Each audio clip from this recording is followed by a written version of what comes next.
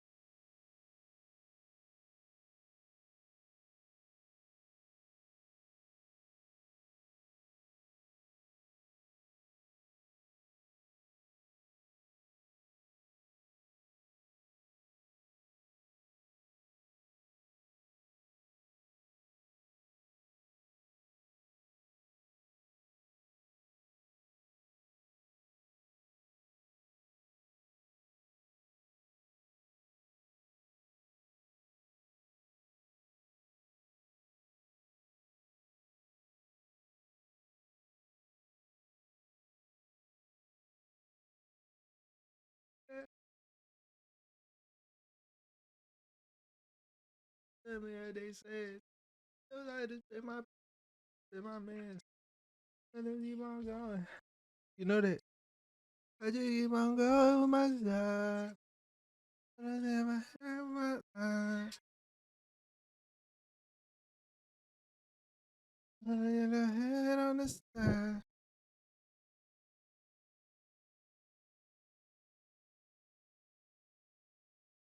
Got me hallucinating.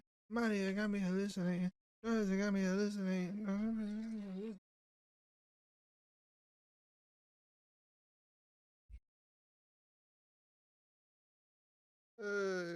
I ain't been sleeping in a minute. I ain't been sleeping in a minute.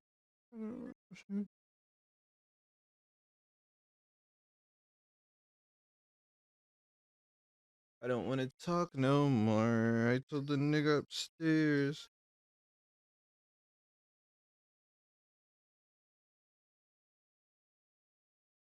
I don't want to talk no more. I told the nigga upstairs. You don't know nobody. You need to burn no bread.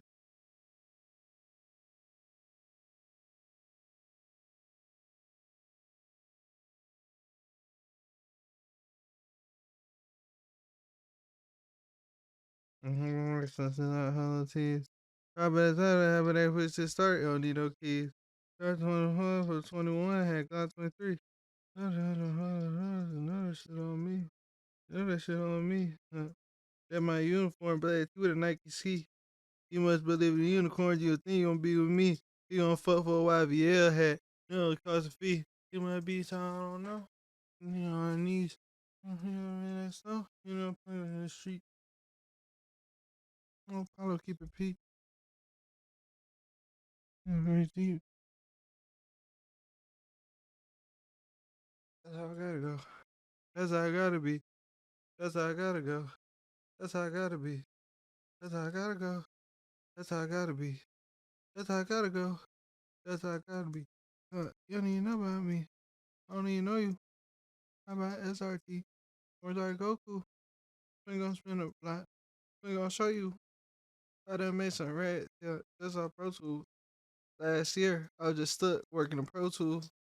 That's some shit. But I play it so cool. So rude. So rude. Fuck a gun stove. Stick things I take. What you run for? I got switch for all the odds. This ain't Jenga, but I'm gonna offer a nigga block.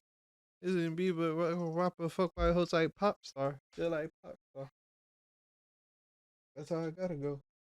That's how I gotta be.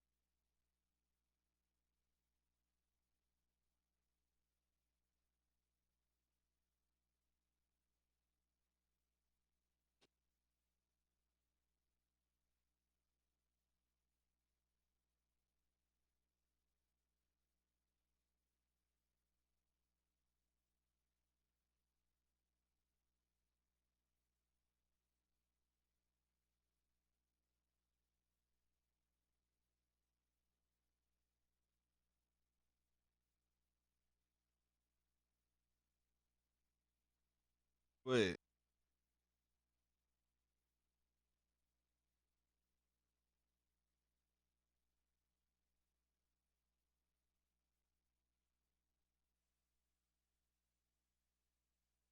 And overshare about the. That would have been bad if I didn't beat that.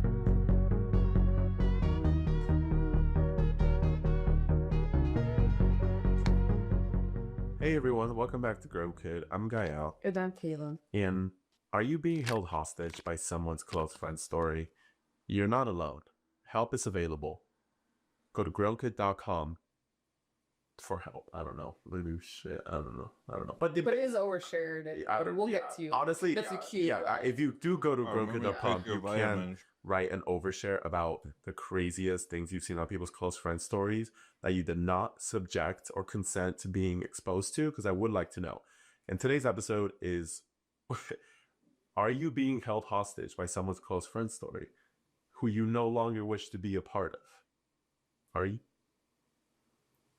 You see, when you first said the statement, I was like, I don't think I've ever experienced it being in somebody's close friend stories and thinking, like, they need to take me out of here, or I'm gonna, like, mute them. So yet, though, I have had a similar feeling where, like, I've hung out with a person, like, low-key ones, and then I look at my Instagram, why am I on their close friend story? I'm like, God, I don't even know you, like, but, like, thank you, because, like, that just means we, like, get along so well, like, that means so much. But it makes me question, why are you so quick to put me on your close friend story? Let's begin with that. Me having trust issues? No. Or I don't know. Intimacy issues. Whatever issue you fucking think you got, we got it. Everything, yeah. Let's have let's dissect this. Okay. So Instagram close friends, right? You add someone. First rule: when do you personally add someone to your close friends?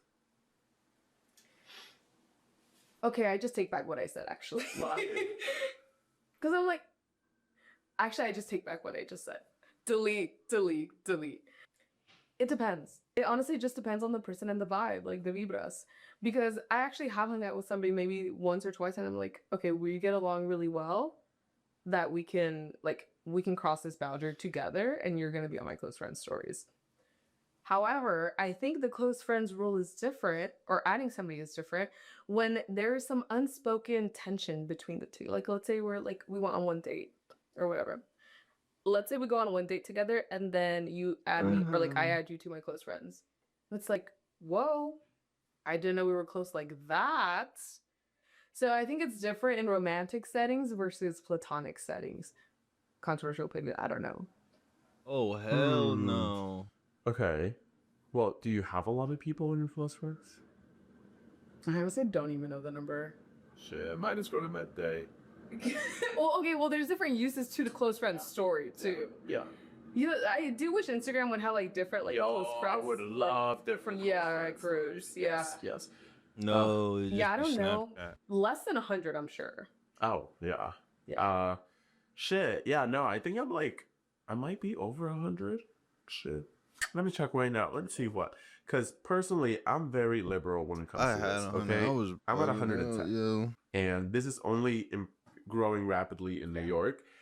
For me, the criteria has always been a point of confliction for myself.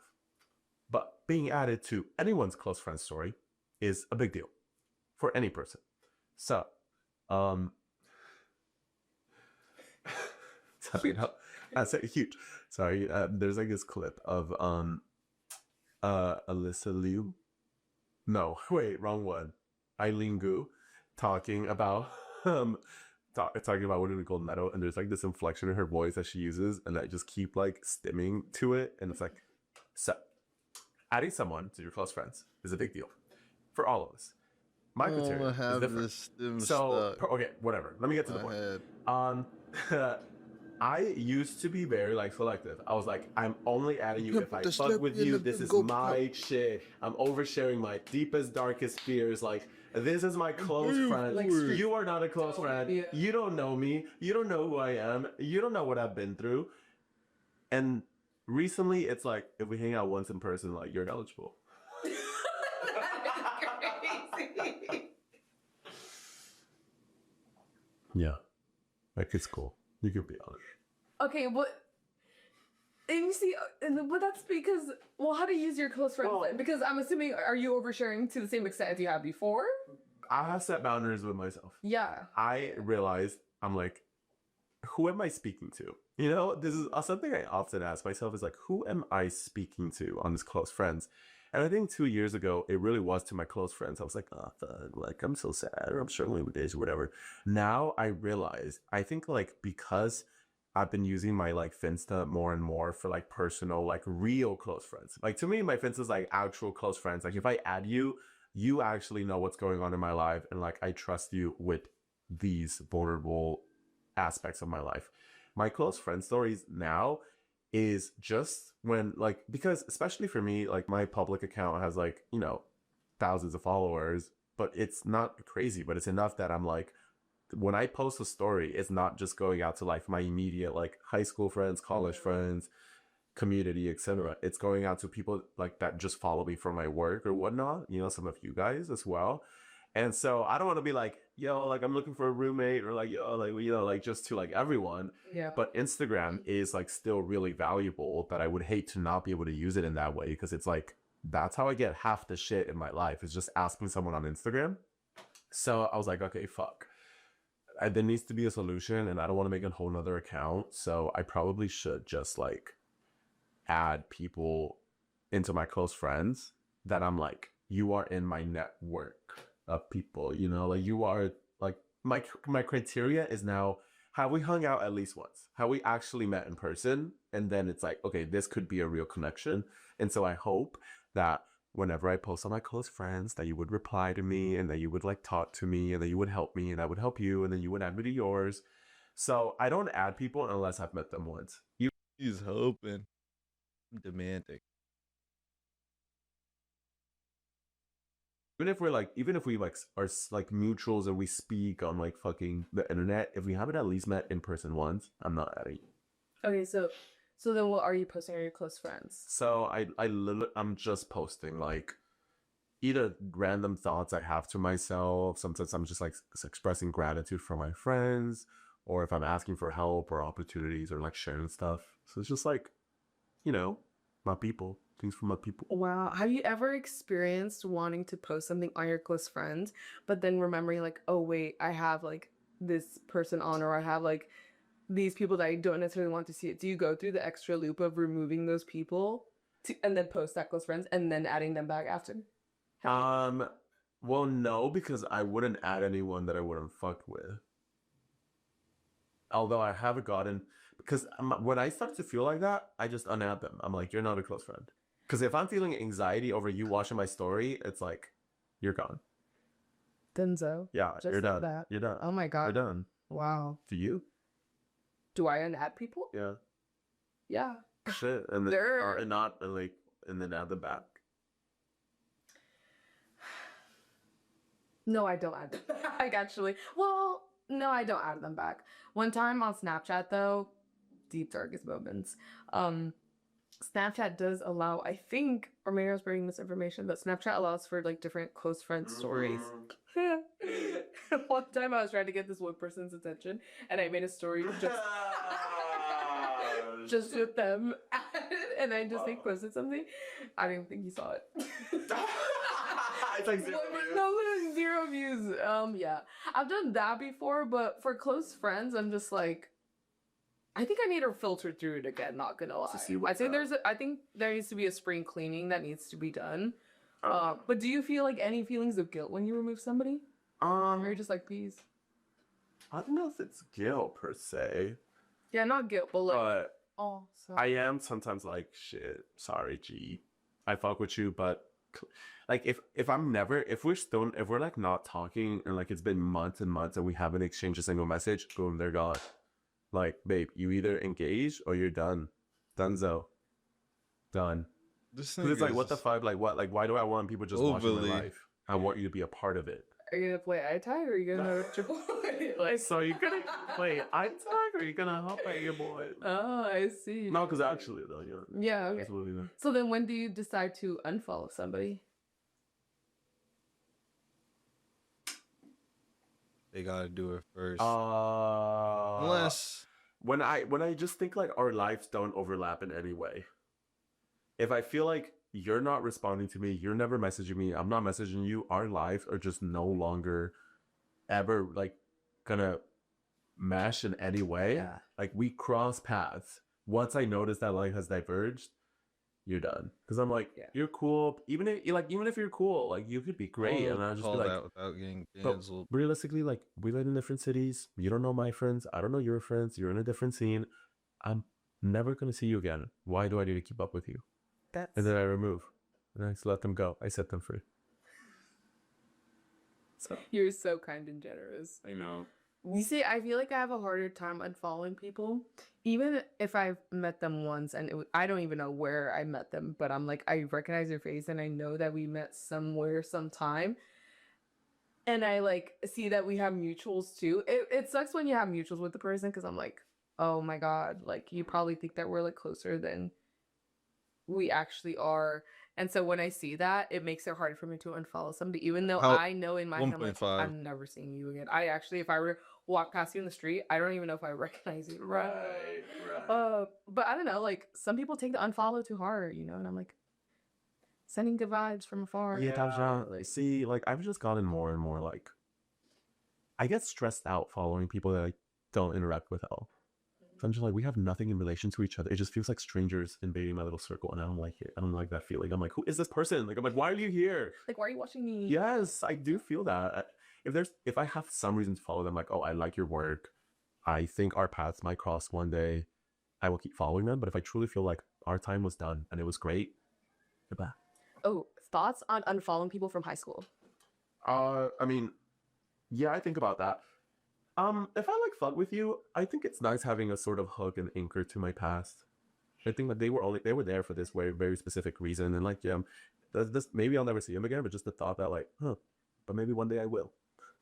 It's like a sentimental value to it. Oh, I do a little bit differently. What do you Because do? I view it as like, if I'm following somebody from high school, but I don't really like, we didn't even really talk like that. You know, we had like very little of a relationship. I'm following you because I just want to see like where you're going.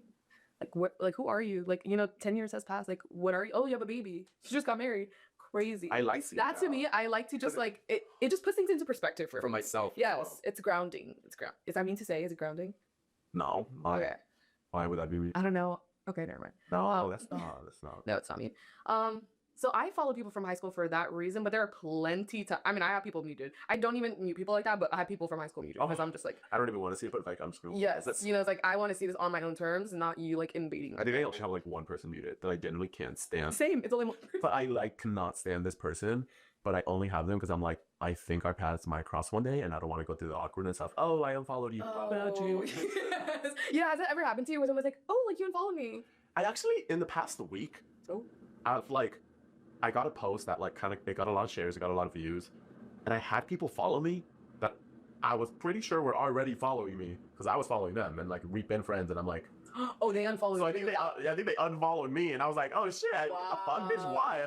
Like, look at you now. Now you're coming crawling back. Like, They always come back. let me click follow you. Oh, my finger slipped. So that's happened, and I'm like, bitch, okay. Yeah. Great, bye. Well, look Do at us more now. over Look at us the now. It's fine. Yeah, it's do fine, five. it is. Um, You see, I think that's bad etiquette on their end because once you unfollow somebody, you have to remove them as follower. okay, recently I It's the haven't been opposite. doing that. Oh, Yeah, recently I haven't been doing that. Sorry. Okay, I know this is referring that's to the most. No, I know. I know.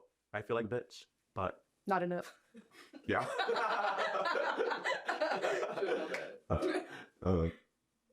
Well, It's okay. Because okay, to give you grace, I'm like, what if the person does want to follow you, even if you unfollow them? Well, that's what I'm saying. Right? Because I'm like, recently I've been like, I'll let you have the final say. But how are they like if they follow 1,000 people? How are they gonna notice? They might never. They might never. That's a fuck of it all. Yeah, I know. I always do that, and I was a big believer in like, oh, you should like follow them until no more. But I don't know, something recently I've just kind of been like, I don't know, like, just feels right to give you the choice. That's so selfless and kind of you. I know. Not Like, why would I set the control and the rules? Like, what if you just fuck with me? well, maybe that's how the people that unfollowed you felt. Then you know what? Like, yeah, like I was like, I have no reason to unfollow you. I mean, shit, I guess so. Sometimes I'm like, I'm genuinely like a fan of your work. Yeah. So I'm like, I mean, sure, fuck, but like, I want That's to the follow you. gayest really you'll come shit back. I've ever heard. But back to like, are we hostage on someone's close friends? Personally, like, there's a few people that have added me to their close friends, have never met in person, maybe just followed each other. I'm already on their close friends, already like ass out, like thongs, like shirtless, like whatever. I feel like And you I'm snuck in. Wait, shirtless? I'm like, I don't know. I just kind of like watch it. I don't even like it. I don't even give it a little pity. Like, I'm just like, shit, my bad. Well, it seems like those close friend stories exist with a very specific purpose. To show ass. But I don't know. They seem so free. Like one slide they're showing ass, the second slide they're having a breakdown, third slide they're asking for help, and fourth slide is a GoFundMe. So I don't know what kind of community they're building, but it's definitely intriguing. So I don't know what to do about like, should you ask someone to remove them? Bro, what? Be like, would you ever be like, hey, can you, or do you just mute them? And you just like, I just mute them and move on with my day. you think they'll ever notice? I don't Oh, this person does not watch my story. I would no. With my One slide. specific purpose. To show ass. But I don't know. They seem so free. Like one slide they're showing ass, the second slide they're having a breakdown, third slide they're asking for help, and fourth slide is a GoFundMe. So I don't know what kind of community they're building, but it's definitely intriguing. So I don't know what to do about like, should you ask someone to remove them? Be like, would you ever be like, hey, can you, or do you just mute them? And you just like, I just mute them and move on with my day. you think they'll ever notice? I don't Oh, this person does not watch my story. I would no. Well, I guess it would be different if it's a close friends, depending on how many they have in there. But like, is the thought of like DMing someone would be like, hey, can you remove me like from your close friend story? You know those posts that people like have, like there's been a bunch of like therapists, whoever the fuck, people being like, how to ask someone to remove you from their close friends if it's unintended intimacy. It's like, hey, just wanted to say this level of intimacy isn't something where I see our relationship being at just yet. So I think it would be best if I maybe wasn't on it. I hope you could respect my. I'm like, wow, that's mature, great. Is it needed? Okay, because when you just said, I was like, oh my god, I just invalidated like 1,000 people.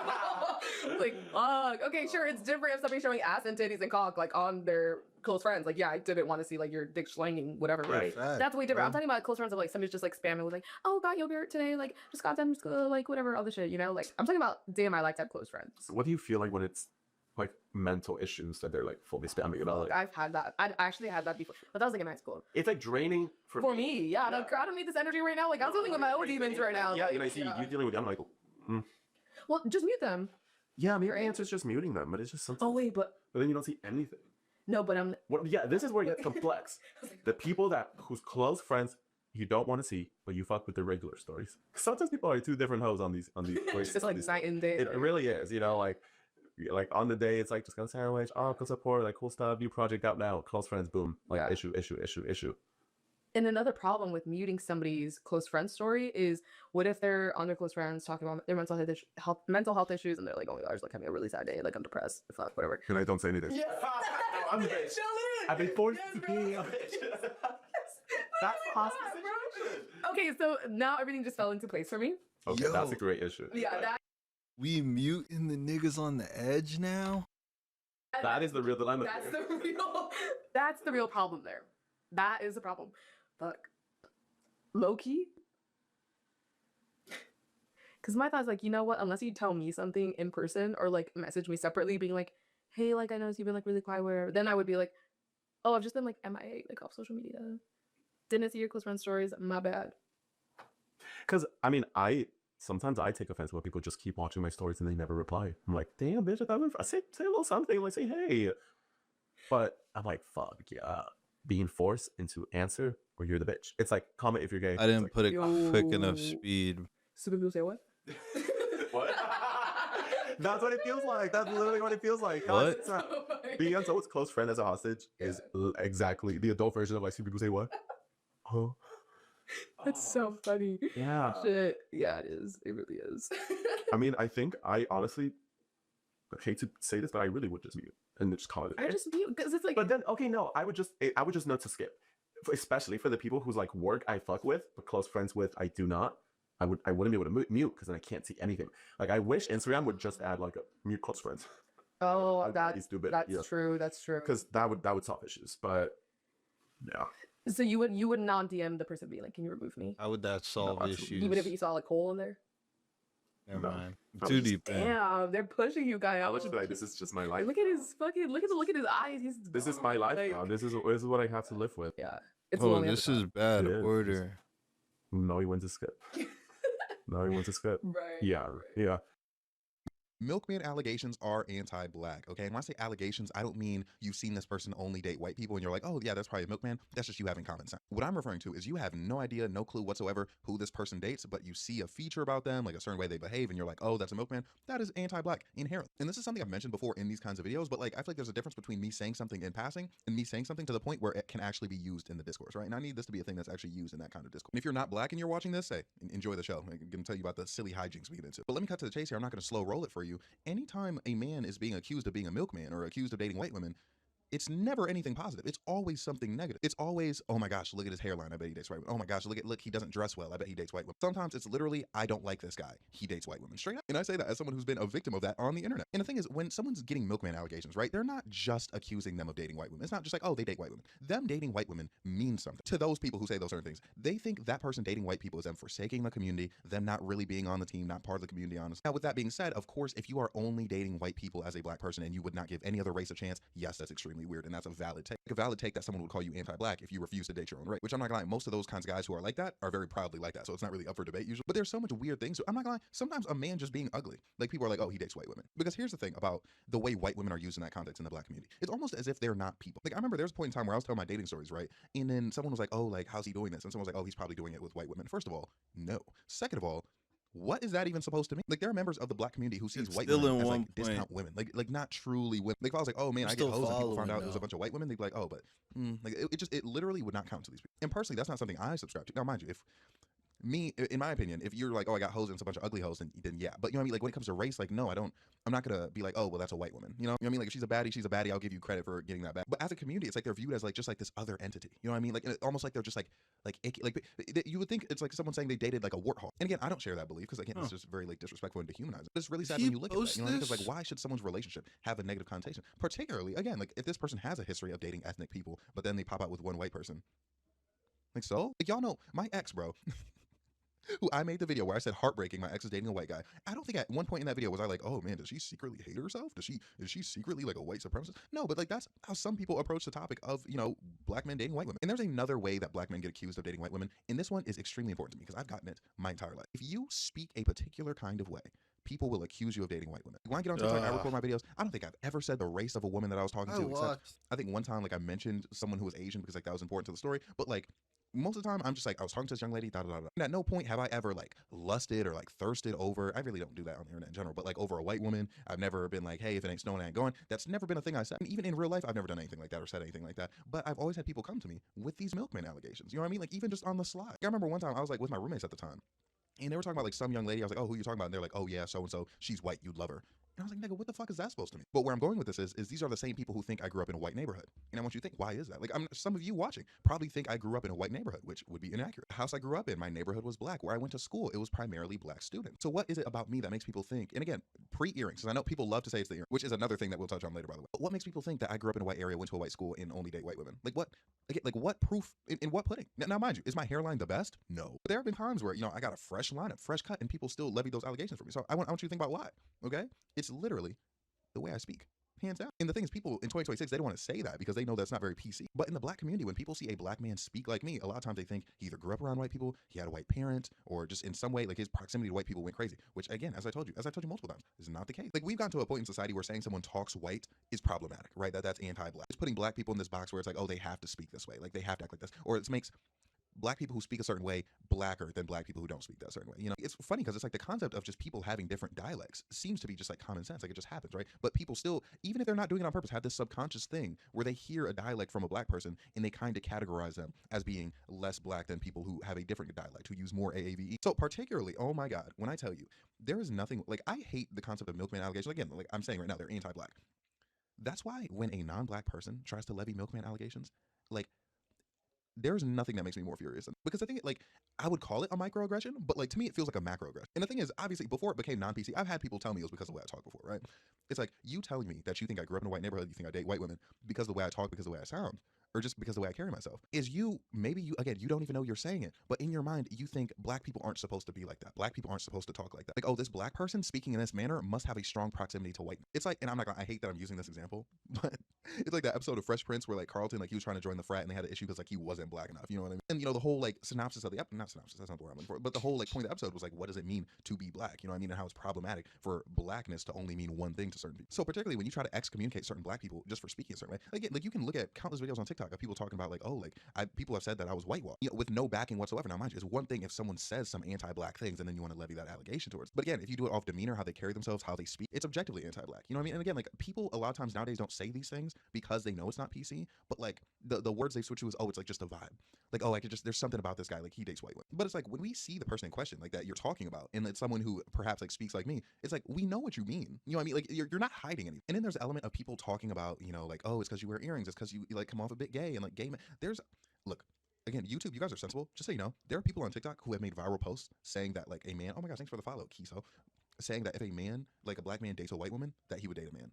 Or that like gay men date white women. And honestly, I'm not gonna lie, a lot of that is dehumanization of white women. Again, like I said, people act like they're just like this monster that you're dating. Like they're not even like a human woman. But also, again, if you know anything about the black community, you know homophobia is rampant in the black community. So again, it's like, so a lot of these people being gay is this bad thing. So then it's like, oh, if you date white women, you're gay. Like you're the bad thing. And even, I feel like what tells on people with this mindset even more is when they try to soften it up. Like it's like, oh, like instead of just saying, oh, they're gay, someone like, oh, like a black man who dates a white woman is bisexual. Like I literally saw someone say like, oh, like bisexuals date white women because they know a black woman like wouldn't put up with that nonsense. And they didn't say it like they were criticizing black women, but it's like, you're pressing forth a notion that like just black women are homophobic, which mind you, the black community in general, very homophobic. It's like feminine men date white women. I feel like it's kind of like a roundabout way of masculinizing black women. And the thing is, I feel like people don't understand that they can be doing the thing even if they're part of the group. Like, we all know like there's been a history of black women being masculinized, right? Like that's a problem that happens and still like happens in our society. Like it's an issue, right? What people don't understand about propaganda is even if you don't want it to, it gets into your head. So it's like a lot of times, and I'm not gonna lie, if I said this on TikTok, I'd probably get canceled for it, not gonna lie. But I feel like there are some black women who find themselves Going on under TikTok, more dang. pressure to perform femininity because they deem themselves to be so masculine. And look, femininity in general is a performance. Like, I'm not saying like it's just black women performing femininity. Like, everyone performs femininity. I mean, every woman performs femininity to a degree. And I think the same way black men perform masculinity. But my point is, I feel like some of them, so again, some, not all, I won't even say most, I won't even say half. I'm just gonna say some are masculinizing themselves. And that's why there's so many things where it's like, oh, like I need a man to like make me feminine.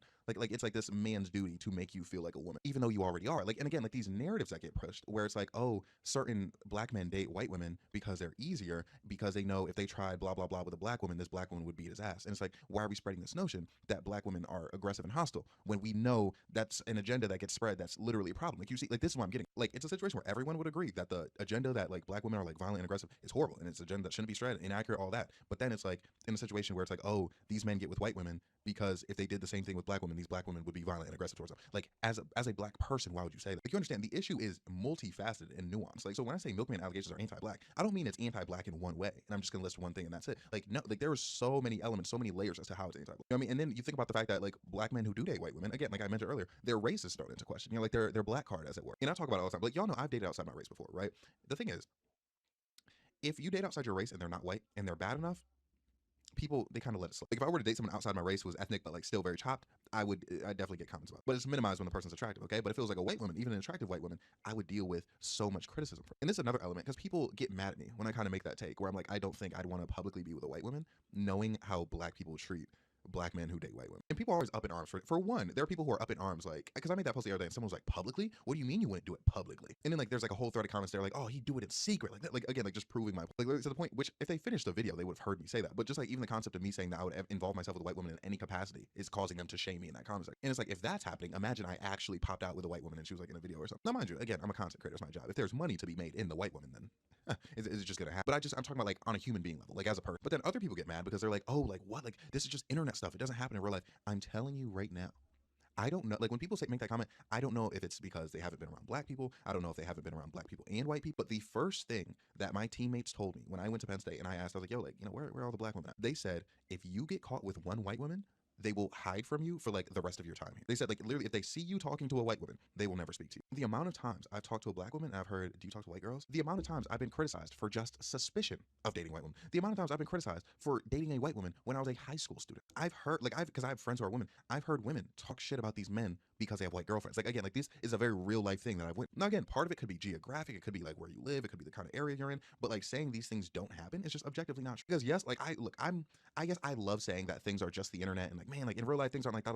I'm telling you, these things come from somewhere. Like when opinions are that strong, like that video I mentioned where she said if he dates a white woman, like he would date a man. That video had 200K likes on TikTok, and it was like a relatively fresh video. Like those 200,000 people, like these aren't like trolls in the comments saying something stupid where you like again like 3 comments on a video that has 1,000. Those 200,000 people who like that video will close their phone, log off TikTok, go to work, go out to bars, go to social events, have friends. Like unless it is literally like an incel agenda where it's like incels like actively, like incels who actively don't go outside, or just again people in general who don't go outside, don't have social interaction. Unless it's something where it literally like hinges upon that, I'm telling you, the take exists in real life. As much as I would wish certain takes would not. Okay, and another thing that makes people mad when I say that I wouldn't date a white woman publicly is a whole like, oh, you care about other people's opinions thing. Okay, look here, I need you to understand something. Like I'm not gonna go like I did like a 3-minute TikTok going through things like just in your day-to-day life that you do that prove that you care about other people's. You know what I mean? Like just I'll give you a couple examples, like you putting on like a decent outfit, taking a shower, you know, maybe even doing makeup just before you go to the store because you don't want people to see you looking sloppy. Not telling your parents that you do illegal substances or that you sleep with people. Like tell them about your relations. You code switching. Code switching is literally.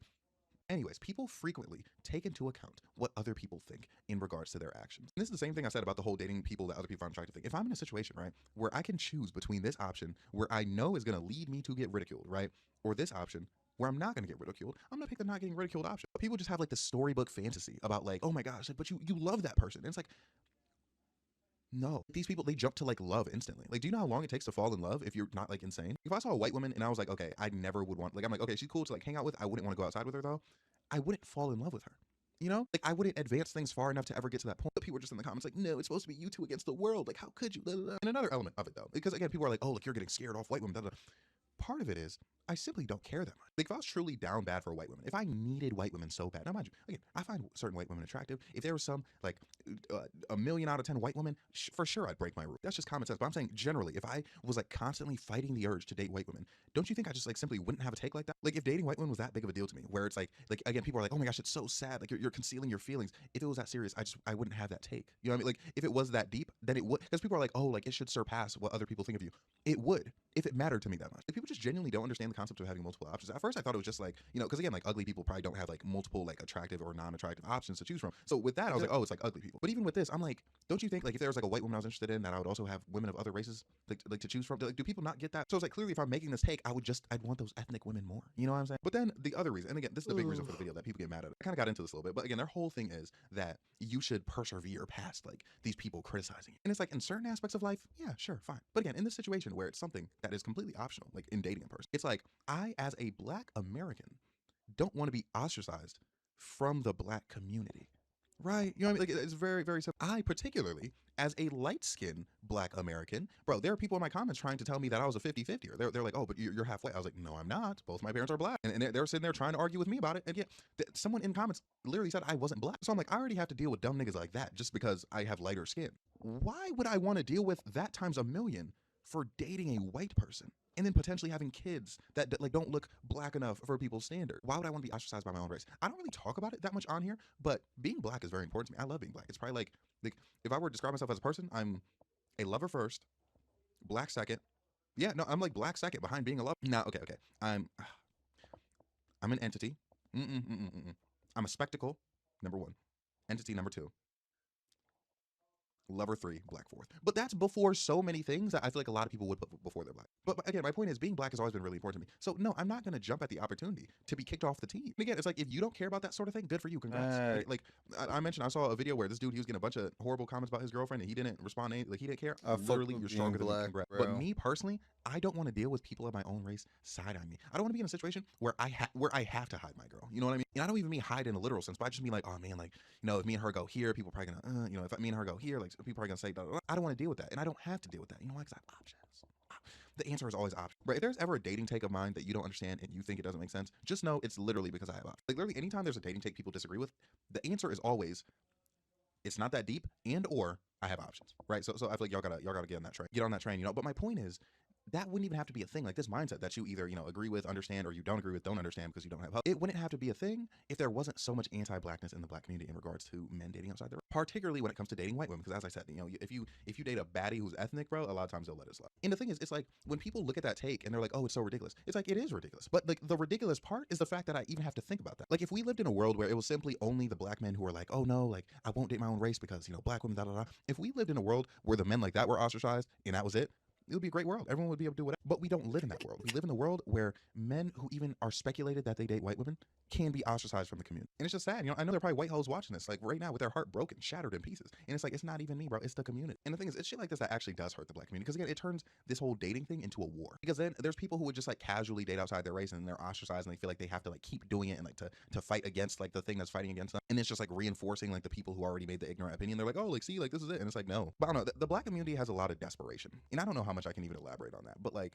there are just things that like, as a community, that happen. Obviously, it's not everyone in the community, but like, there are things that just happen where I'm just like, oh, like, we're a desperate group of people sometimes. And I'll tell you what I'm talking about, bro. It's like when people talk about like, oh, like, you know, so and so had kids and then their kids had kids with blah blah blah blah blah, and the Blackness is all wiped out. Like, oh, like, the Blackness is wiped out. Like, is that really what we care about? Like, someone who's Black having kids that end up looking lighter, like, is that really the biggest concern of the community? Again, like, if you want to make the decision for yourself that you want your kids and your grandkids to look as not your grandkids, because then you're controlling what your kids do. But if like you just want your kids to look a certain way, then it's your prerogative to date who you want to date. But getting on other people for it is crazy. Because I'm like, what do you think, that Black people are going to cease to exist, that we're going to disappear? Which, by the way, I'm not gonna lie, it's probably more likely the opposite to happen. That, like, you know what I mean, that people get like more ethnic over time. But the thing is, it's like, if we did like disappear, like, what does that do? You know what I mean? Like, what actually happened? I mean, like, are people happy? Are they being treated okay? Like, I feel like these are the things that should concern us. But then there are people who are on this like weird type of timing where it's like, we're an endangered species. And again, that's what I mean by desperation. Fucking gatekeeping certain things that don't need to be gatekept. Like, oh my gosh, dude, nothing gets me more pissed when they're like, oh, like, white people can't comment on hip hop. Like, nigga, it's music, bro. What pisses me off is, it would be one thing if it was like music that was specifically like about the Black experience, which again, you could say like a Black rapper is inherently rapping about the Black experience. But you know what I mean? Like, if it was something like To Pimp a Butterfly, right, where Blackness is like a main theme of the album itself. But people be saying that after a fucking Cardi album. And it's like, nigga, like, they didn't like the album, and now all of a sudden it's like white people can't talk about rap. Like, it's just corny shit, bro, in my opinion. You know what I mean? It's just like that goofy shit. You know, it's a racial insecurity, and that I racial don't think insecurity is that's what leads to corny. the Never mind. black. You know, it's the same shit that's like, oh my gosh, all black people have to do X, Y, Z, otherwise they're not actually black. Oh my gosh,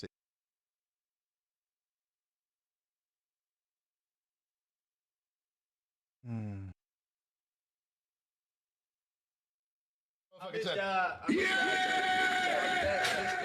not gonna lie, I ain't been excited all day until right this second, bro. Why you thought I wasn't gonna pull up I again? just hear Discord No, I'm not movie. thinking that. You know, I'll be flaking, bro, but you know I love you, bro. Like, I love you like you Is came from my mama.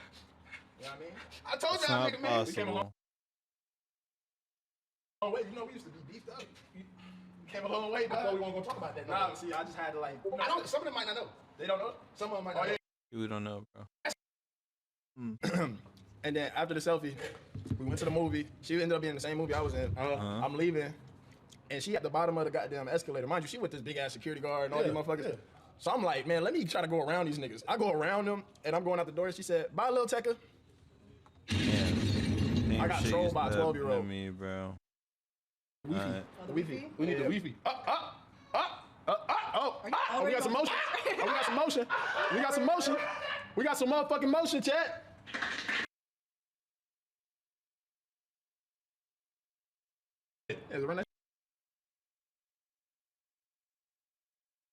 You couldn't even clear it. I ain't Sprite. Big little bitch from Tennessee cold, she a tight. Send the bitch that hit you like a Viking. Send the bitch that hit you like a Viking. Dollars on all of my hoes. Shawty should be out in vogue. She do a lot for me. I bought a Prada Celine. She used to rock it some pink. The picture you rolling with me. Pull up and spray in the rack. We don't know how to relax. We done this shit to the max. Right there. 3. God damn. Man, shut the fuck. Hey, man. We're gonna have to, hold on. Back by summer. Hit him clap. Hit the clap. Hit the clap. Hit the clap. In the motherfucking chat. Let's go. Oh, yeah, let me open this. See, you already. Another grown man. I rewatched the Drake and Josh's #1 fan episode recently and couldn't help but notice that it has not exactly aged well. The episode's plot involves Drake meeting his biggest fan, a little girl, played by Allison Stoner, who becomes more and more obsessed with him as the episode goes on. And while her crush on Drake seems harmless at first, she eventually convinces herself that they are in a relationship, despite the obvious, inappropriate age gap. And I can't lie, watching this one modern day is kind of uncomfortable. In fact, the more the little child falls in love with Drake, the more uncomfortable I get watching it. Because, for those of you who don't know, years after this episode aired, Drake Bell actually got into some trouble over a situation involving himself and a huge fan, who happened to be underage. How do you plead to count? How do you plead to count 2, disseminating matter harmful to juveniles? Misdemeanor. Guilty. Let the record reflect defendant has pled guilty. Basically, Drake Bell communicated through text messages and DMs with a fan he met online, and that fan turned out to be a 15-year-old girl. Yikes. I was definitely one of his biggest fans. He was a hero to me. I idolized and looked up to him. He was such a huge part of my childhood, and in return, he ruined my life. After finding out she was below the age of 18, Drake cut off all communication with her. This made the young fan extremely upset. Then, finding out about Drake's fiance was the final straw. There were no claims at all of any sort of inappropriate conduct until the victim in this case learned of Mr. Bell's fiance, now wife. And at that point, that's when everything kind of turned her world upside down. It was then that she pursued legal charges against Drake. And I will say, there's a lot of misinformation and misconceptions regarding this case. Although it showed extremely poor judgment on Drake's part to DM a fan without verifying her age, he was not found guilty of any kind of sexual misconduct, like many people assume. He did, however, plead guilty to attempted child endangerment and disseminating matter harmful to juveniles. You calling me a Child endangerer. I ain't calling you a Child ensaferer. And if you want want to hear in his own words why he pled guilty, I'll link a video in the description where he talks about it. But either way, the whole concept of an underage fan obsessing over Drake makes for a pretty uncomfortable episode given all the real life events that happened. So maybe it's for the best that this one is in the group of banned episodes. And no, it's not banned for its content. The reason it's currently banned on streaming platforms is due to copyright issues with music that appears in the episode, specifically the Drake Bell song Down We Fall, which plays in the ending scene. So unless you have a rare copy of the Drake and Josh Best of Seasons 1 and 2 DVD, you're basically out of luck. But even though this one's not the easiest to rewatch, don't worry guys, I found a way. So today, we're gonna take a look back at Number One Fan to see if Drake Parker can handle the situation.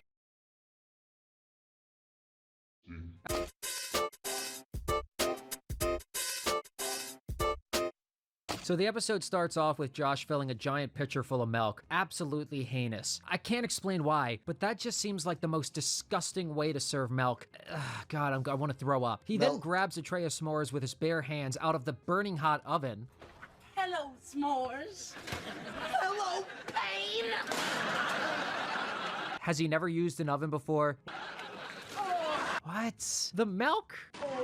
After that disgusting act, Drake tries to eat one of the s'mores and he burns his mouth. And the shot of him burning his mouth is actually in the theme song for season 3. But honestly, I'm just thanking God that Drake didn't reach for the hand milk for some relief from the burning. Shouldn't Drake have been able to tell the s'mores were burning hot when he picked it up with his bare hands? Right? Walter screams from the other room because Megan and her little campfire squad friends tied him to a chair. Who knows what they were gonna do next?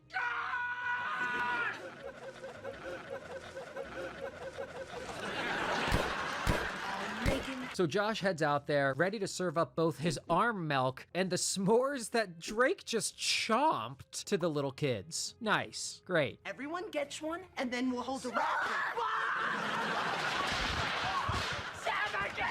Walter's fucking had it with these feral kids, so he resigns and tells Josh that he's the new chief, regardless of if he wants to do it or not. But I don't want to be the new chief. Yes, Daddy. Then, we see a young Allison Stoner talking to Megan, asking where Drake is, because she thinks he's the cutest boy ever. Why are you always asking about Drake?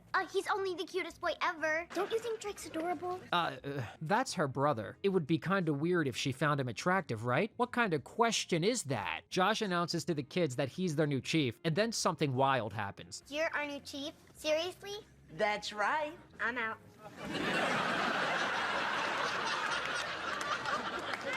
Where did she go? She's a little kid. She can't drive. Is she walking home? And Josh just lets her leave? He doesn't give a fuck? Imagine her parents call to ask where she is. Oh, she left. Yeah, your 9-year-old? She left. She's gone. Insane. Drake announces to Josh that he gets to play live on the radio this Friday night, and then one of the kids finds a Band-Aid in its milk. Disgusting. Unacceptable. A biohazard? Perhaps. Josh was dead wrong for serving blood milk to those children. Megan's little friend wanders upstairs and startles Drake while he's playing his guitar. Pause. I hate to be crude, but it's not right to go poking around in people's bedrooms.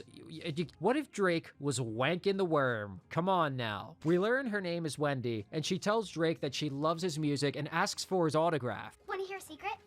Okay. My dream is for you to play a song just for me. He gives her his guitar pick for being his #1 fan. You're giving me this? Yeah, for my #1 fan. Ooh, yeah. I love a good episode title drop. Hell yeah. #1 fan.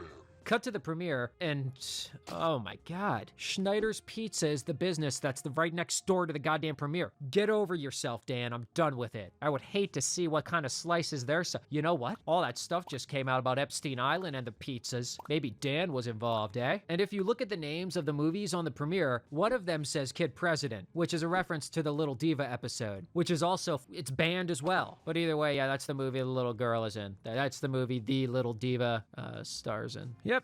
Cool, right? So what movie are we seeing? We're not seeing a movie. We're here to learn about wilderness navigation. Then why are they at a movie theater, Josh? That would be like taking them all to the ice cream parlor, then saying, oh, we're not here to eat ice cream. We're here to do math equations. What the fuck? They could have done that anywhere. In the woods, at home, on the internet. I'm pissed. And when he can't get the kids to focus on the wilderness bullshit, he gives up and says, okay, fuck it. We're seeing a movie. And I sure hope there's some kind of employee discount for Josh, because 9 kids movie tickets plus himself would be very very expensive. Wendy sees Drake on a date with a random broad, and she's fucking pissed. Also, this shot of Drake kissing the girl is in the season 3 intro. Wendy decides to go over there, and she proceeds to roast the absolute living shit out of Drake's date. That's a lot of food. Excuse me? Is that all for you? Wendy? I think it's nice that Larissa doesn't worry about her figure. Josh is responsible for this young child. Did he not even notice that she wandered off? He's not a very good chief, that's for sure. Back at home, Drake complains to Josh that Wendy is becoming way too obsessed with him, and he even calls her to play her voicemail greeting as an example. Hi, this is Wendy. Drake's not here right now, but if he were, that would be so awesome. I love you, Drake. Please leave a message. How did Drake know her phone number? Not only that, how did he know he would get her voicemail? What if she picked up and started hassling him? Whatever. Josh insists that it's just a harmless crush and says he felt the same way about Oprah at that age. And Drake seems surprised to hear him mention Oprah. When I was her age, I had a crush on Oprah. Oprah? She's an inspiration. So I'm thinking this is the first mention of Josh's Oprah obsession in the show. I hope you go bald. I hope they cancel Oprah. Take that back. Which is, to me, such an iconic part of the show. So honestly, this is basically like watching the Mona Lisa be painted. Their talking is interrupted by a knocking sound at the window. The second story window, mind you. And it is, of course, Wendy. Well, what are you doing here? I brought you some pickles. Oh, and will you marry me? They're vertically sliced for sandwiches. No, they're not. We can see them right there. Those pickles are not vertically sliced. In fact, they aren't sliced at all. They're full-ass pickles. Also, Alison Stoner is a really funny Those are kid. some She was great big-ass in the Cheaper by the pickles. Dozen movies around the same time, too. It's a shame what they did to her in the Camp Rock movies later.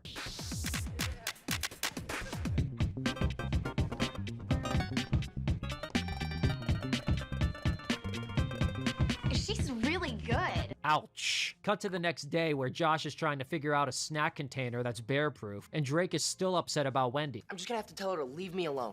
I'm gonna go to her house right now. Be back in an hour. Hi, Drake. I'm coming in.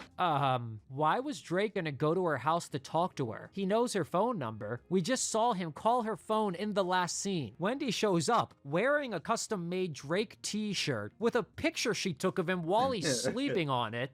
I like watching you sleep. It's kind of fascinating to me.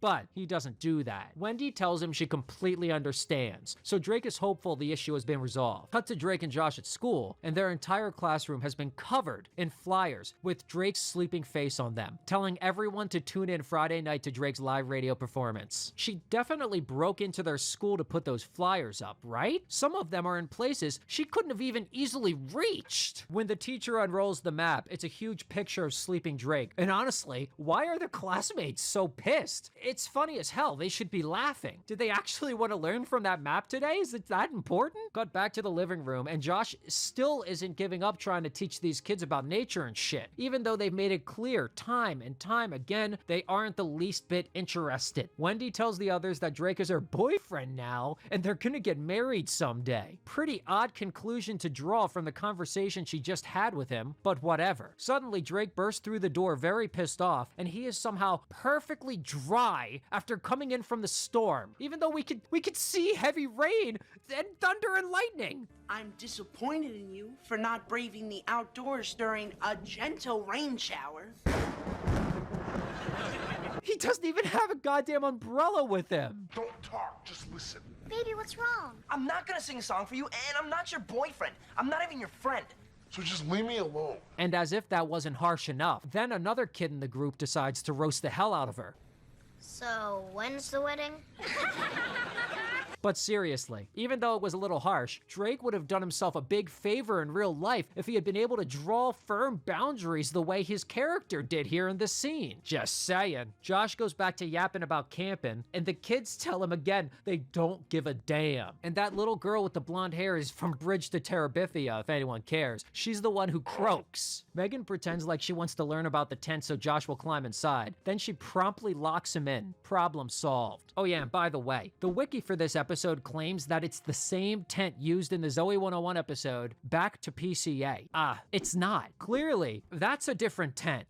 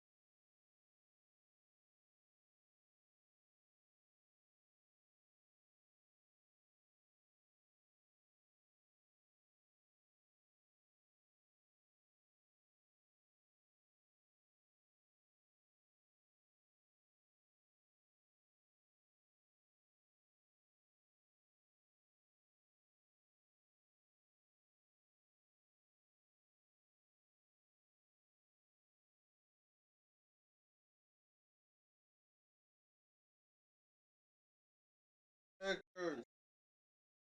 Nigger, get up.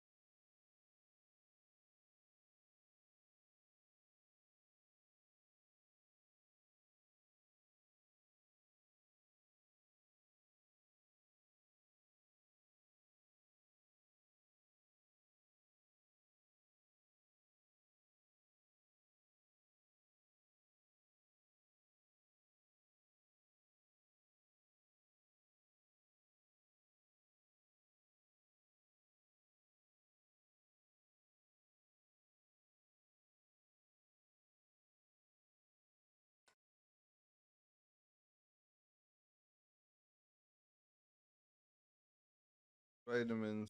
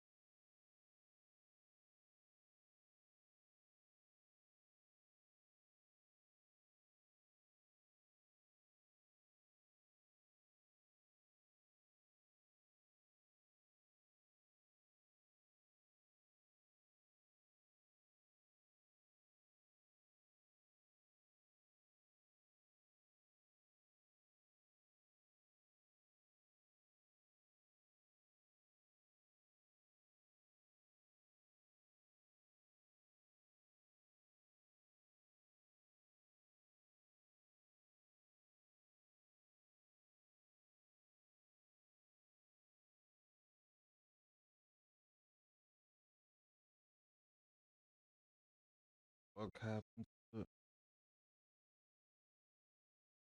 Chat, I'm on there.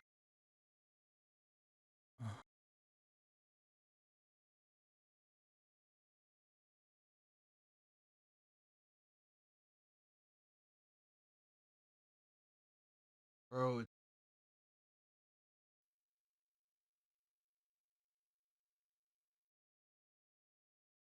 it should stay like that for a second.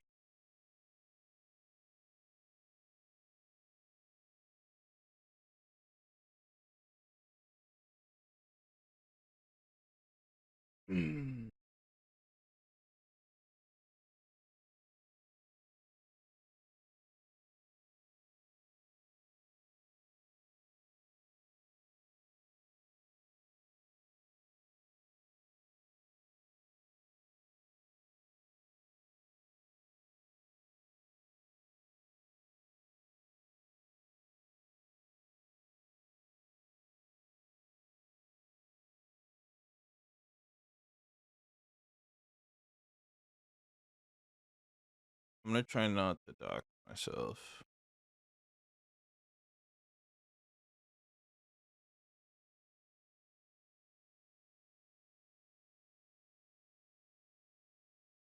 Uh,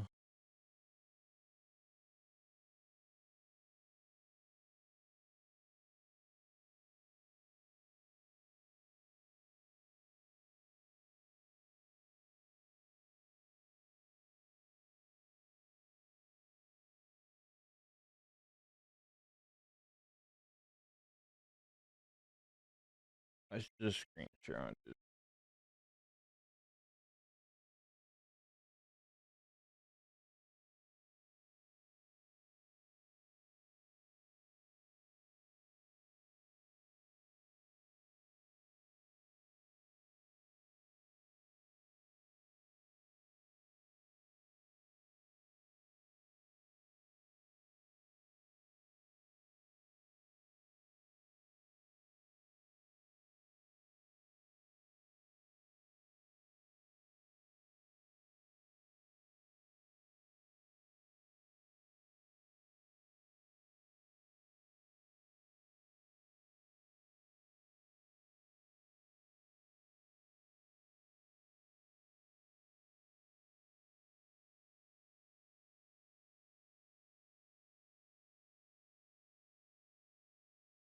I'll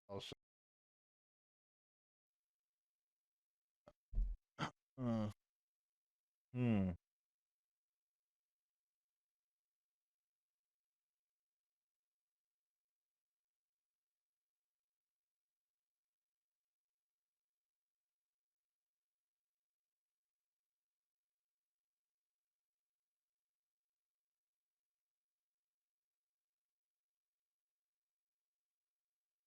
'How do you block people?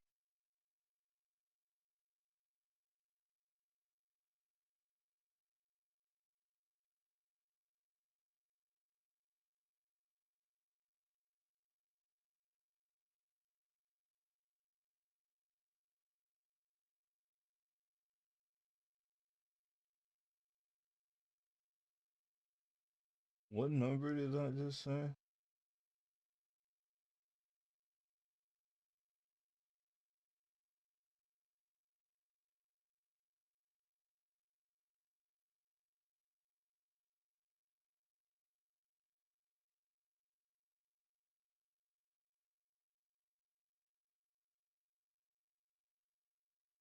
Hmm. I don't know if I fuck with Ike's.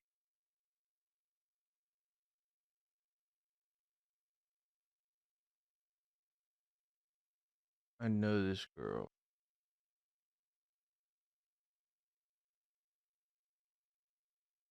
My arm hurt, bruh.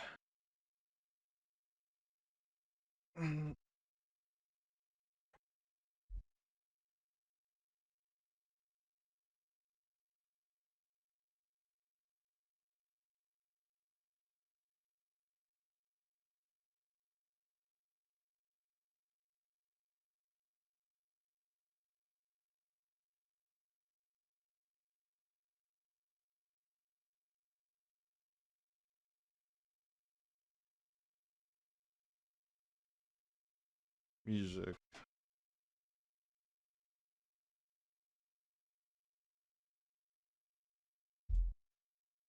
Alright, let's get into flow state.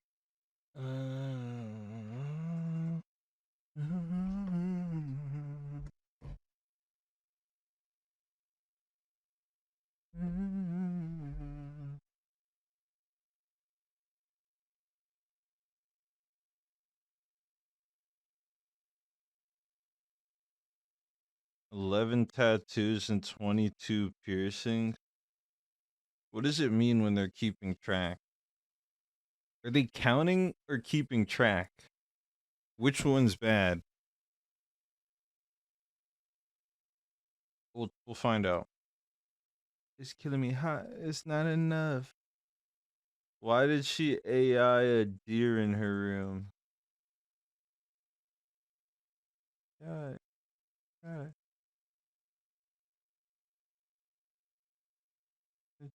I shoot it up. I guess I don't know. What if the deer was actually in there, bro? I should have gave her a shot.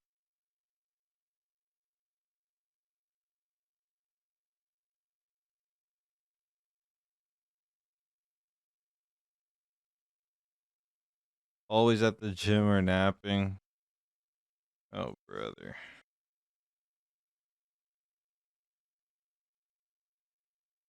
Uh,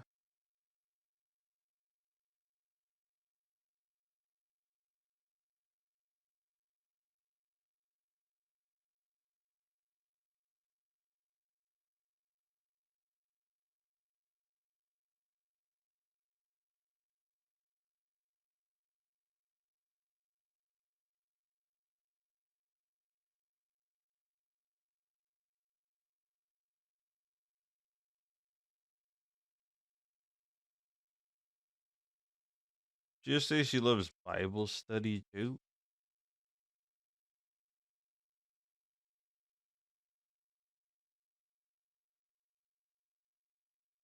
This her fucking boyfriend, bro? Who the fuck is this?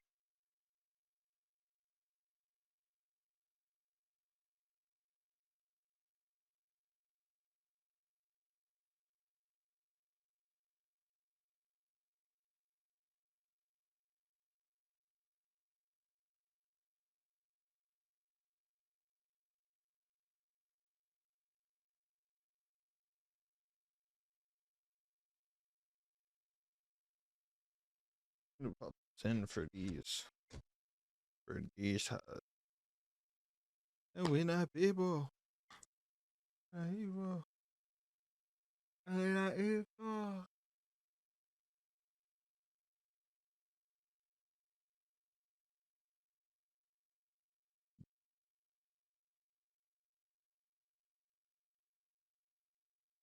Now I gotta flip it the other way, bro.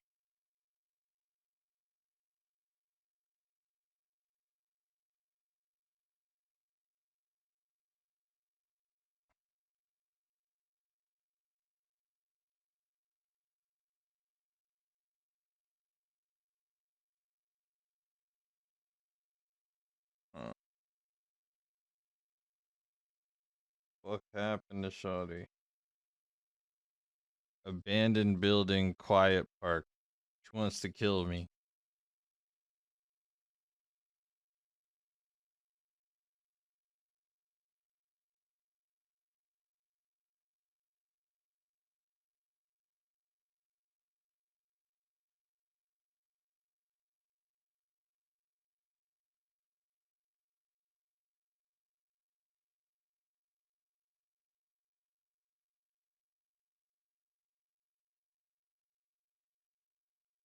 What the fuck does this mean?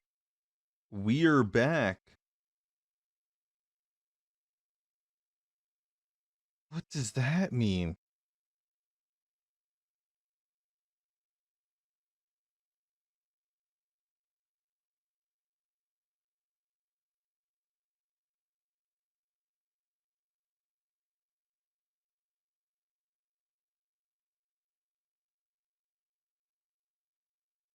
We'll see.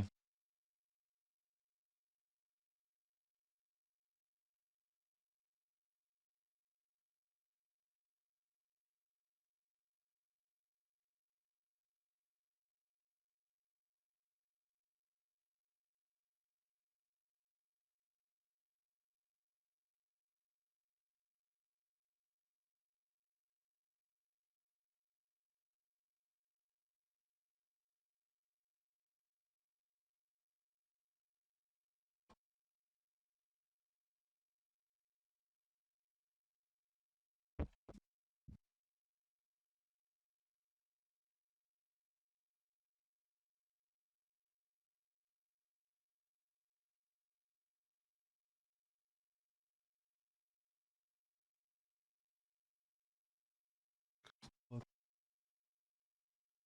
is this one? As I'm walking him downtown, what do you mean? Nope.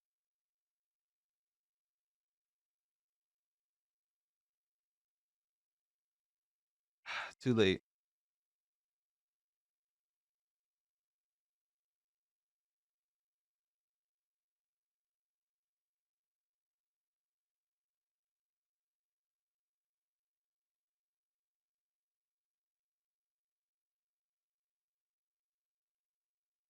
No. No CNAs. He's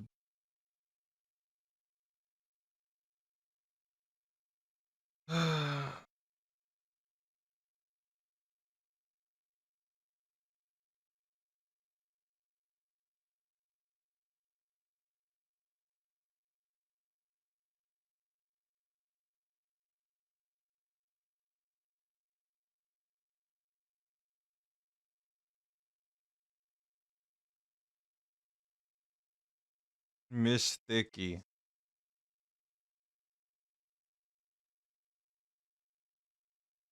Jail. What's her name? Off a couple bands. Maybe it right. Wanna make it play.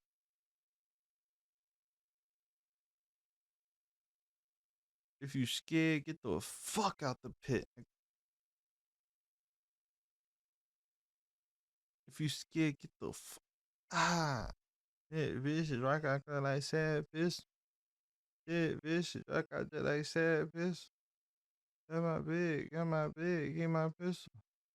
If I've been that big, and the Jedi really do. She's a bad. She's a. I got rats on. I call task force. It's broke because of some racks. I got bags, boy. Yo, boy, put some rats up here. No, oh, know that boy. Fucking no, he need tissues. Not that boy. It's a jump 5 on amigo. He talk out so hard. Silence up on my bed. You don't got no noise. I got big jackets. Talking about she wants fantasy. And that bitch don't have any sex with a fantasy. I got a cup in my drink. I love all my lean.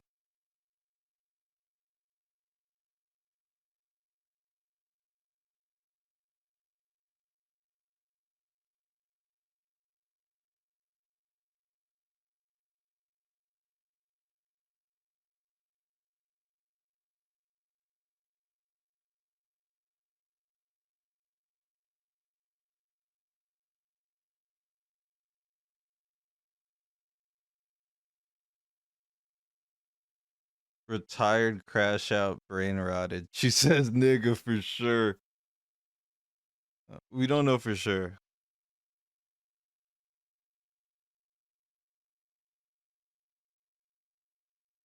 Yeah.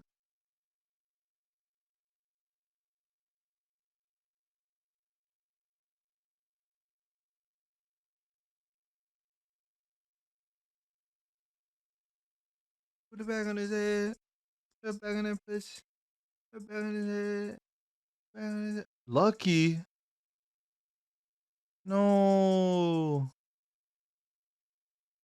And go back to you. You are a nurse. Good place like oh. He bought me oh.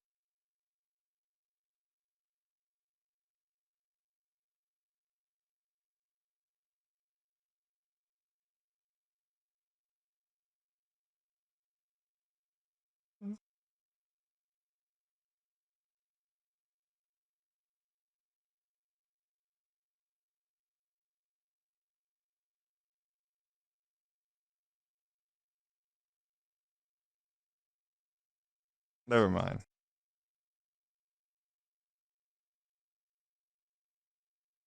From the UK? Fuck.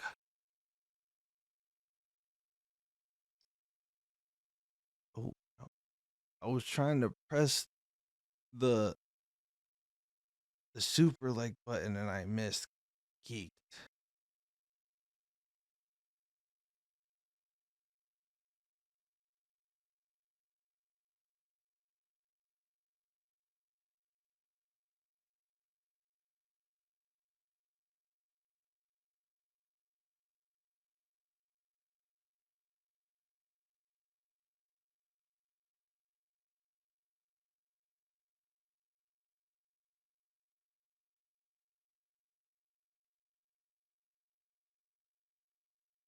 Pilates instructor, Lululemon.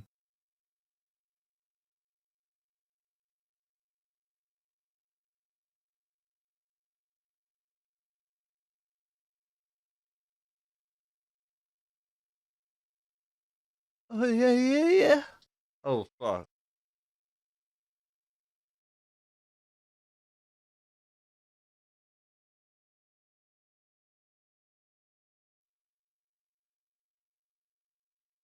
I don't know how to talk to you.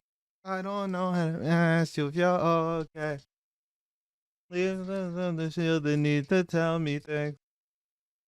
Is happier than us these days. These days, I don't know how to talk to you. I don't know how to meet you when you need me. This shit I could only time you see me. Come back to the side and look at me differently. Last night, I think I looks young. Last night, I got highest expectations. Last night, looks too old. So you can take it all. I'm too good. I'm way too good to you.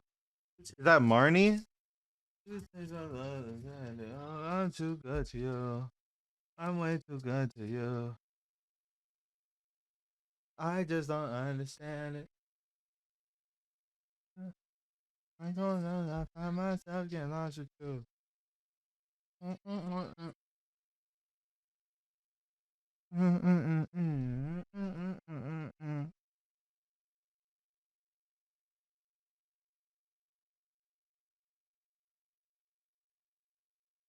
I got high expectations.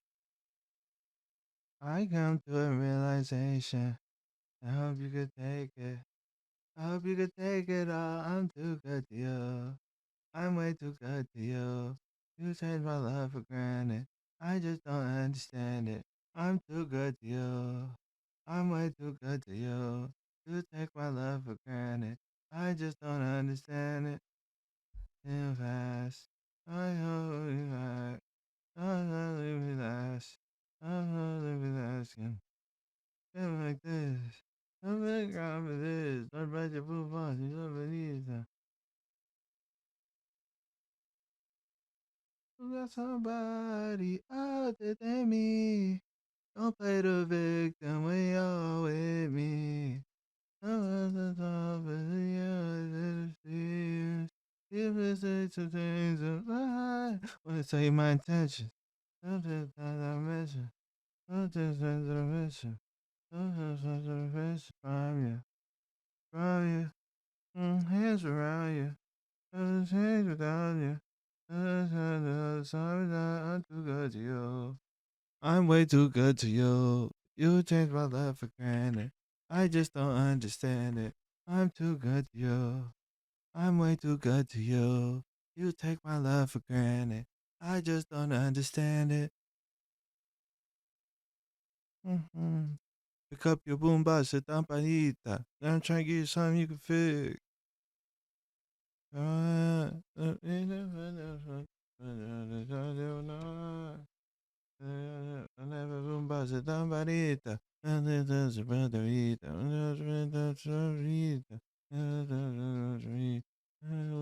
Lamparita,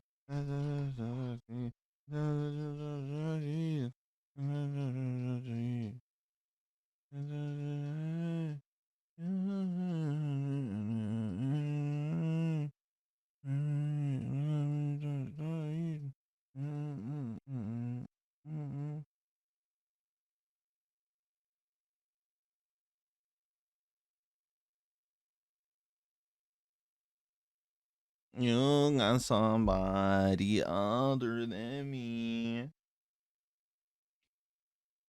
Oh, that's way too far.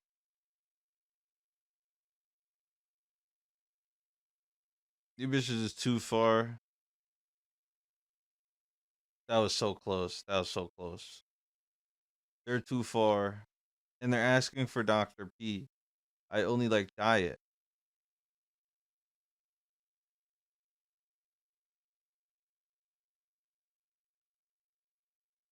Oh, look at this. Look at this transition in like 3 minutes. Shooting stars, you even. All the star shit. I'm more the trips to Florida, order, shoes in the water. Favorite author. Always be this easy. Where are you, Easy? I meant Yeezy, but I'm easy.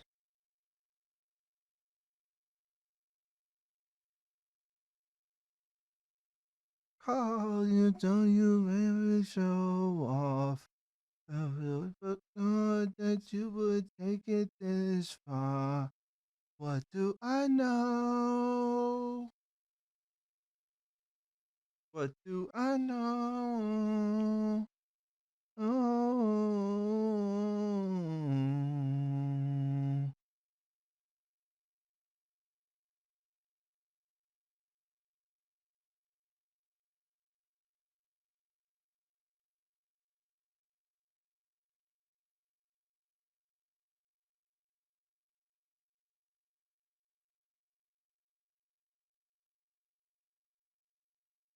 I put up the age. I think I'm gonna get cheated on, but it's fine.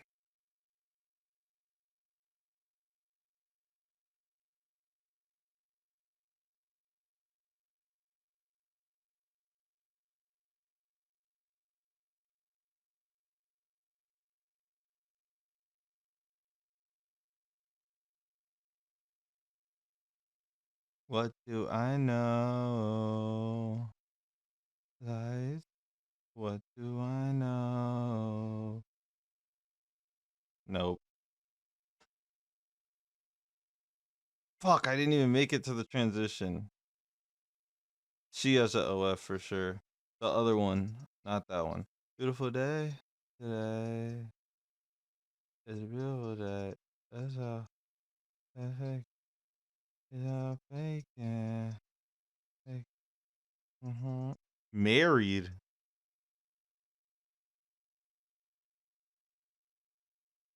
Disney best I play. Yeah.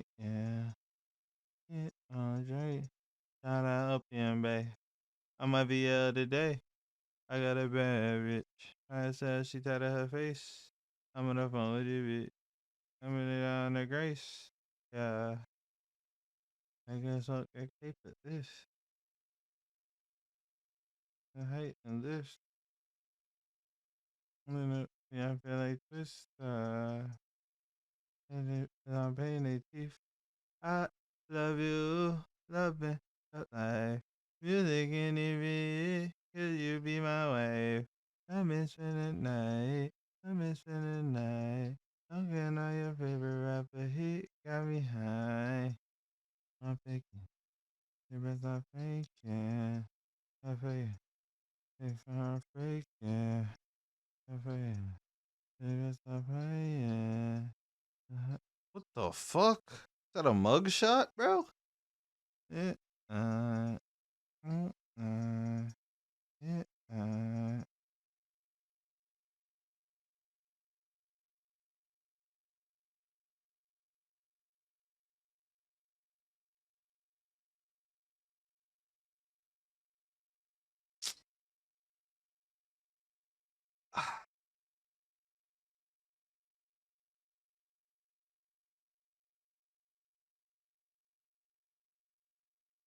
Looks suspicious. Hold me tight. Huh.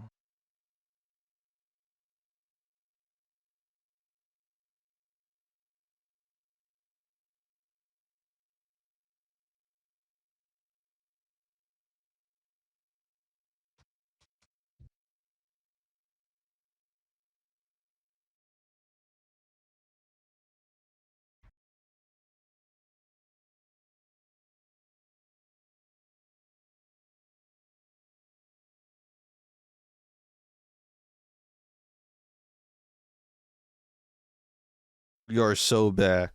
We are so back, buddy. Too far. We're not back. Oh. Oh, we're so back. What the fuck, bro? This looks like... This woman looks like...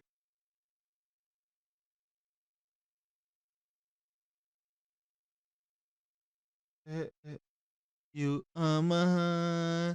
I fucked up, bro. I gotta switch the song, bro.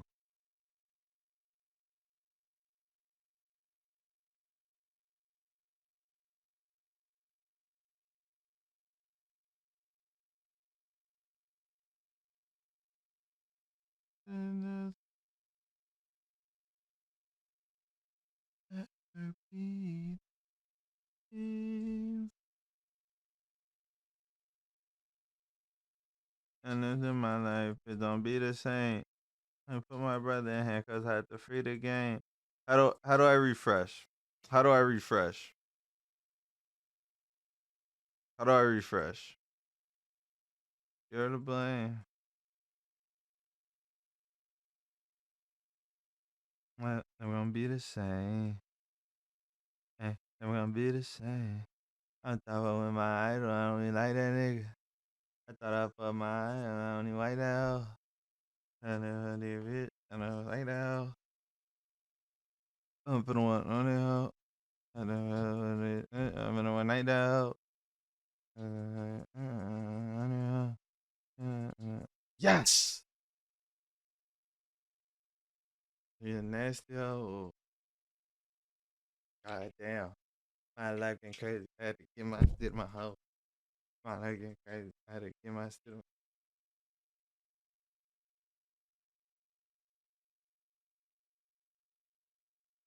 Really thinking like chaos.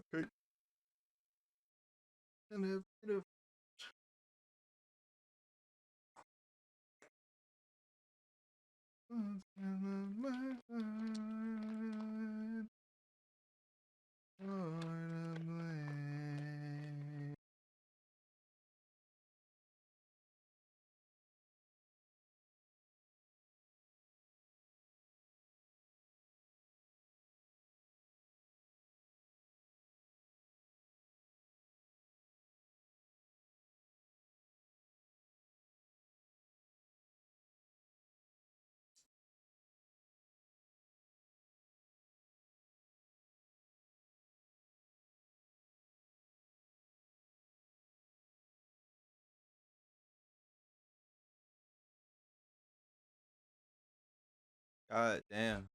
My life getting crazy. I had to get my shit my hoe. My life getting crazy. I had to get my shit my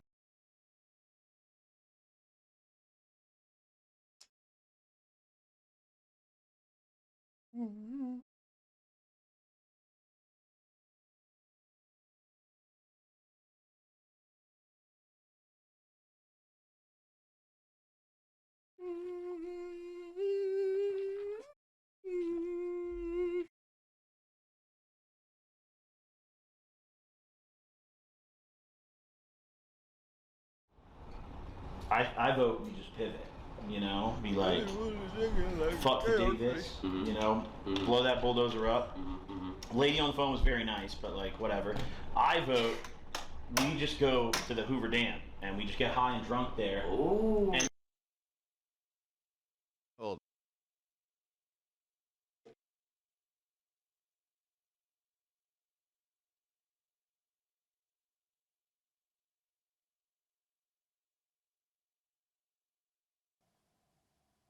Ooh. Wait, this isn't. And 7 years later, bro, I was like, why is he all over like that, bro? Still to this day. Yeah, do that. Keep it cordial, bro. I don't even want to finish it, bro.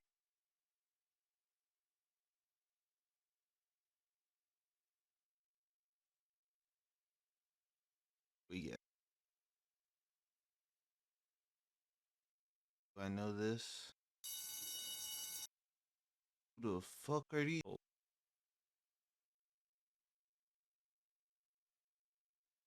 She looks like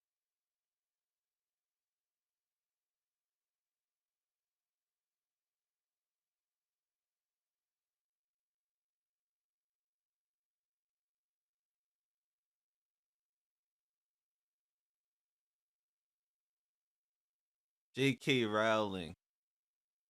Bro. Fuck. Cardi, my baby, my everything, she the truth. Yup. Insert little Dirk.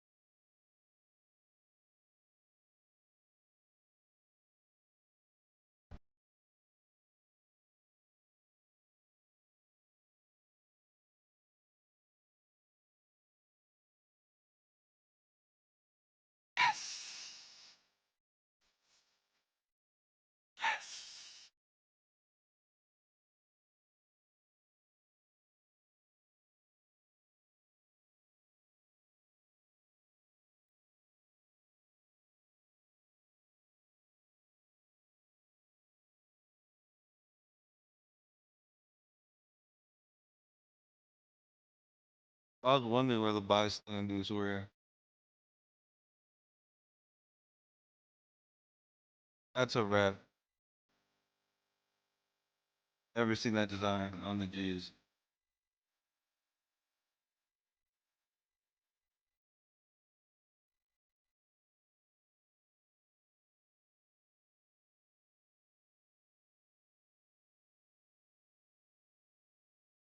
Yes.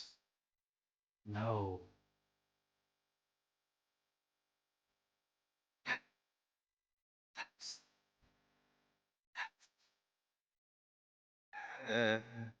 No. Fuck.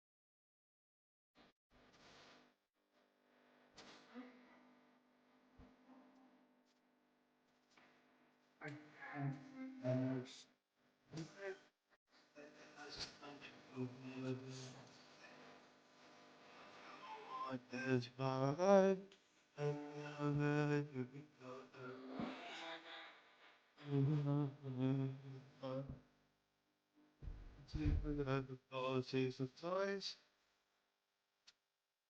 Like I'm in love.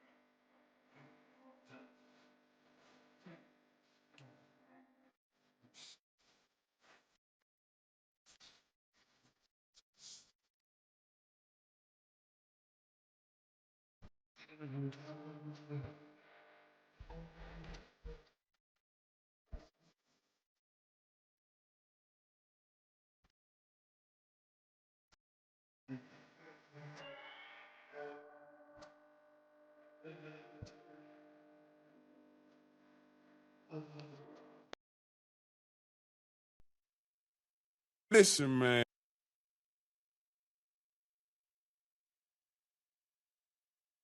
R.I.P.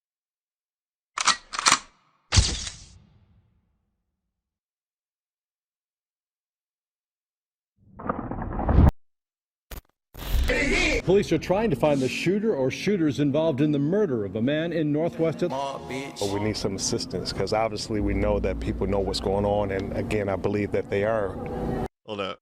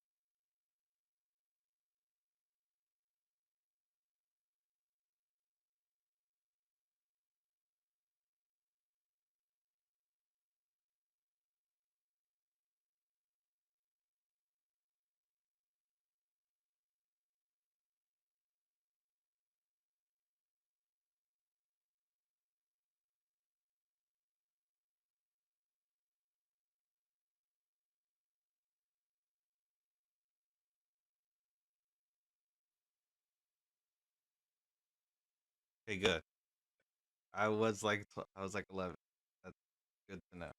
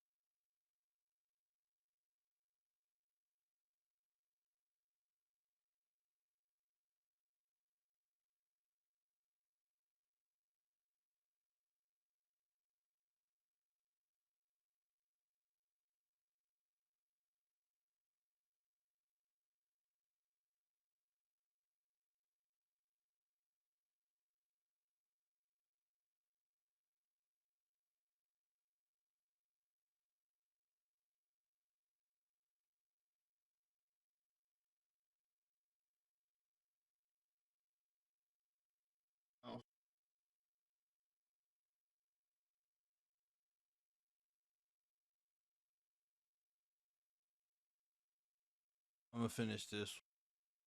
Afraid. Act like Eon. I'm reacting. What is up, everybody? Like I don't know gun violence exists. So in 2017, Sababy recorded his hit song Vitamin. Yeah, make sure you take your vitamin for all of the vitamins. Like, for your long-term health. And then I'll feel to grow.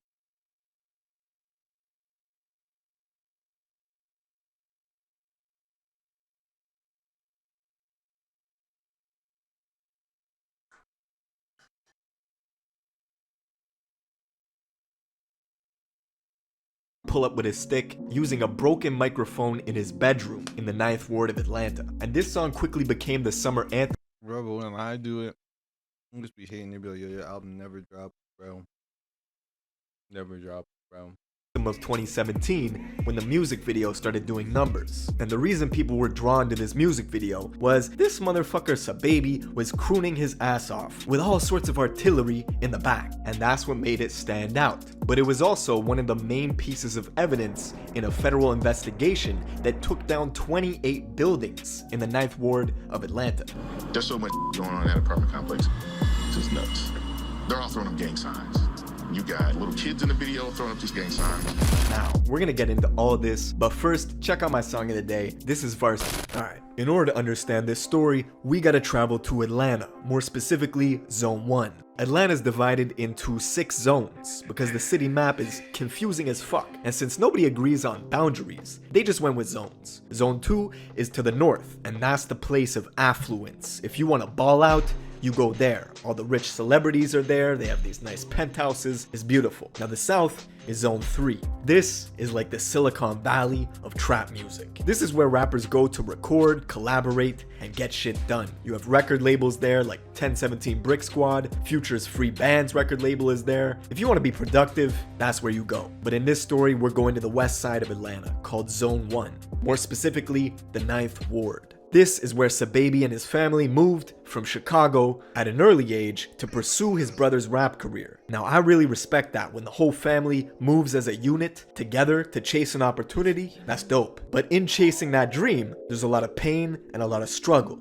Unfortunately, Sababy's brother's career did not take off like they wanted to. The family spent many painful years just trying to make ends meet. Sababy always wanted to be a video game developer, and around the time when YBN Namir was in the online GTA community rapping over his headset, Sababy was there too, making GTA montages. He also made a map on GTA called Nuketown. One day he decided to take these creative talents and deploy them into his own rap career, and his brother helped produce his music. He dropped 2 projects, but they didn't pop the way he wanted to. The family was struggling to survive, and the pressure was getting to him.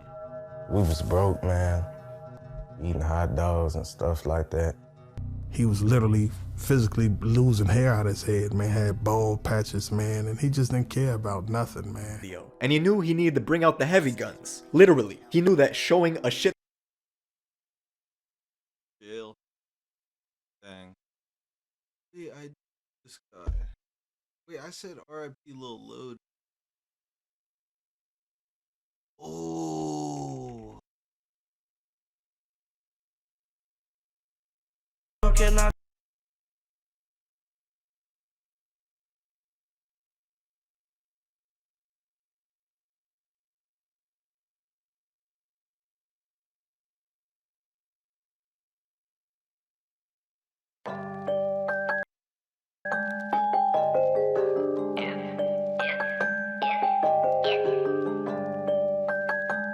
Bitch, yeah. Hey, bitch, yeah. Bitch, how do you do? Yeah, came with the 38, me with a body or two. You too famous to shoot. I'm too famous to shoot. Alright, let me run down on you, show what this chopper can do. How do you do? Yeah, came with the 38, me with a body or two. You too famous to shoot. I'm too famous to shoot. Alright, let me run down on you, show what this chopper can do. Red rage, Montclair, bad bitch, nice hair. Glock at the top, aim it at your hair. Let a nigga talk shit, I don't even care. It's too easy. It ain't fair, smack the bitch with the hand of a real player. Put 10 big blunts in the atmosphere, and it better be a bitch with some ass in here. catch my breath. Smoking very loud gas made me deaf. Yeah, niggas say it with your chest. Hit him in his shit, gave him a right and a left. We can go to war and grab my pipe and my vest. Me going broke is like a dyke in a dress. No, how do you do? Yeah.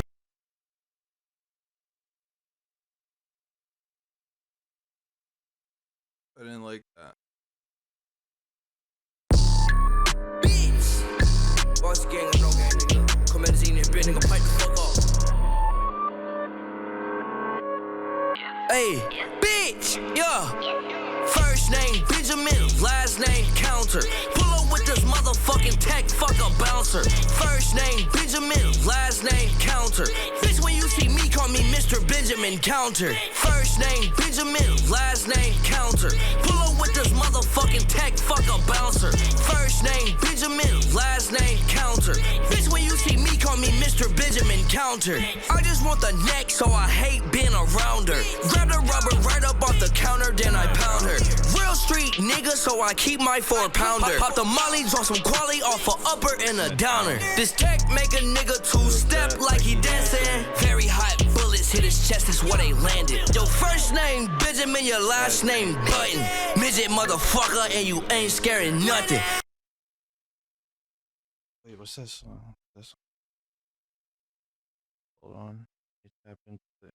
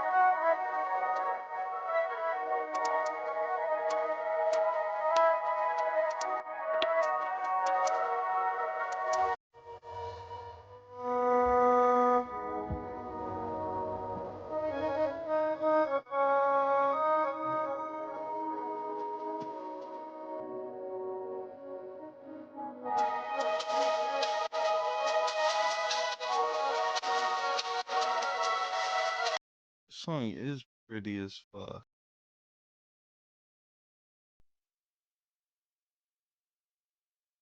This song's hand.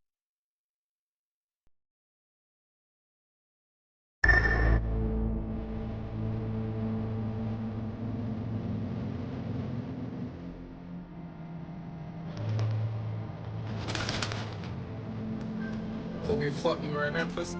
She pussy nigga outside, I'ma be his ass. Quarter while motherfucking blood, I'm sipping too fast. Some made nigga right here got my own bag. Big 5 yeah, we too bad. Baby, truck ain't up running around with a strap. We heard about your pussy ass nigga, got niggas so cap. Call him at the red store, yeah, that hoe ran out. Took his A, yeah, we took his game. I'm sad down here, bitch, that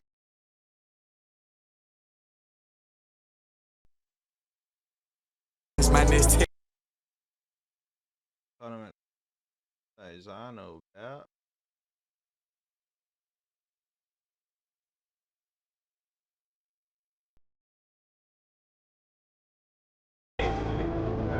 Put him in the smoke, he smell like I know about.